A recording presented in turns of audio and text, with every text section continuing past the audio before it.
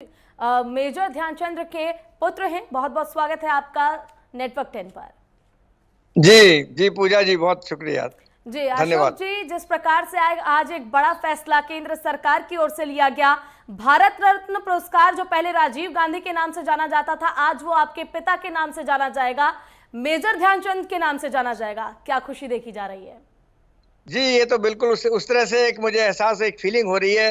जिस तरह से नेशनल स्टेडियम का नाम मेजर ध्यानचंद नेशनल स्टेडियम कर दिया गया था जी।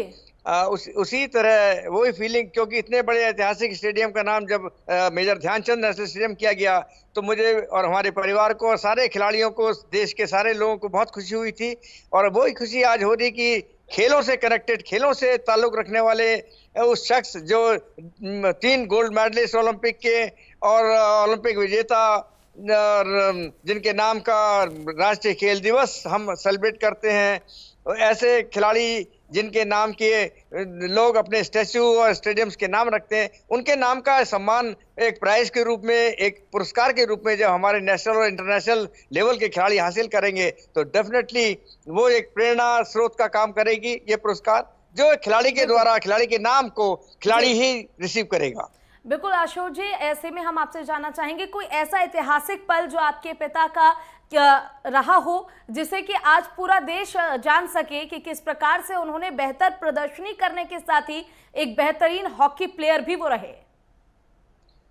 एक तो उनका डिवोशन, एक छोटी सी जगह से, एक छोटे से परिवार से, राजपूत परिवार से निकलना और उसके बाद आर्मी में छोटी उम्र में ज्वाइन करना, उसमें जहां पर कि सुबह से लेके शाम तक काम करना उनको, और काम करने के पर जब वो खाली टाइम होता था तो हॉकी खेलना, जो हॉकी उन्होंने झांसी हीरोज क्लब से सीखी थी। झांसी हीरोज क्लब जिसके 100 साल इस साल पूरे होने वाले हैं, और उस क्लब में रहकर हमारे चाचा कैप्टन रूप सिंह जिन्होंने 2 ओलंपिक जीते, मेजर ध्यानचंद जिन्होंने 3 ओलंपिक मेडल जीते, और हम तो ये सब उस ध्यानचंद के उस जुनून का, यार उसका सवाल था कि एक जमीन के खिलाड़ी ने भारत के देश को, उस जमाने में जब हम गुलाम थे, हमारे देश को राष्ट्र के प्रति प्रेम, राष्ट्र भावना और ये सब बातें खेल के द्वारा उन्होंने सारे मुल्क में पैदा करी।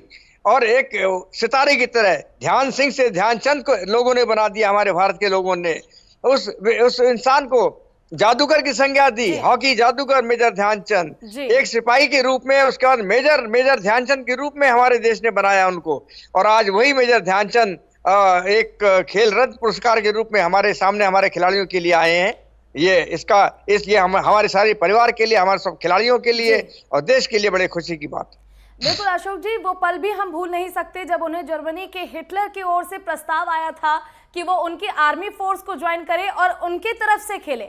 बावजूद इसके उन्होंने इस प्रस्ताव को ठुकरा दिया था और भारत की तरफ से खेलने का ही निर्णय लिया था। एक बार वो वाक्य आपसे जानना चाहेंगे। बिल्कुल, आप ये सिर्फ एक अपने सोच में लेकर, बात के सोच को लेकर आप समझने की कोशिश करें कि 1936 में हिटलर का साम्राज्य क्या था, वो दुनिया से क्या चाहता था, वो किस तरह का व्यक्ति था।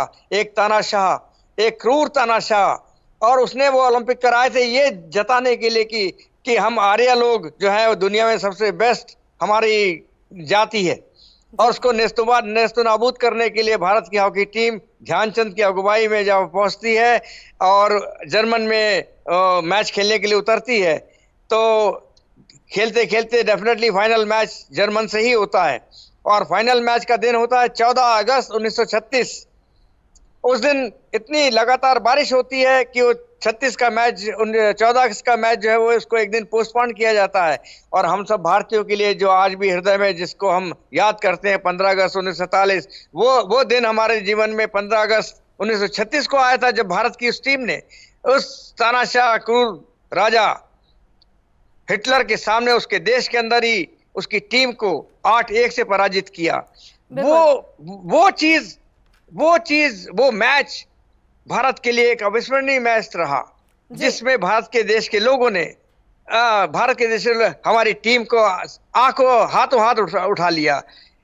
तो वो ऐसी एक चीज उसमें और भी शामिल थी कि जब मैच खत्म हुआ तो मैच खत्म होने के बाद जहां सारे देशों के झंडे लगते हैं, शाम के वक्त ध्यानचंद जी वहां बैठ गए अकेले जाकर, बिना किसी को बताए, जी। उनके टीममेट्स जब आते हैं और उनसे पूछते हैं ध्यानचंद कहाँ है, पता करो, ध्यानचंद तो मिल नहीं रहे, हमको सबको जाना है। तो लोग ढूंढते हुए पहुंचे जहां पर झंडे लगे थे, देखा ध्यानचंद जी बैठे हुए जी। हैं और रो रहे हैं।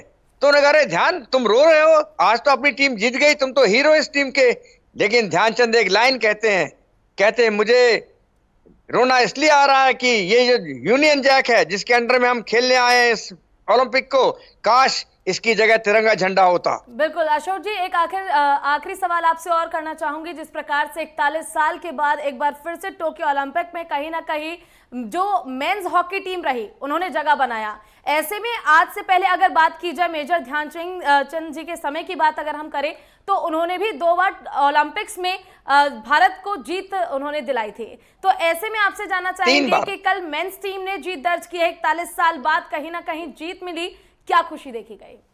जी बिल्कुल, 8 गोल्ड मेडल हमारे देश ने अभी तक अर्जित किए हैं, स्वर्ण पदक।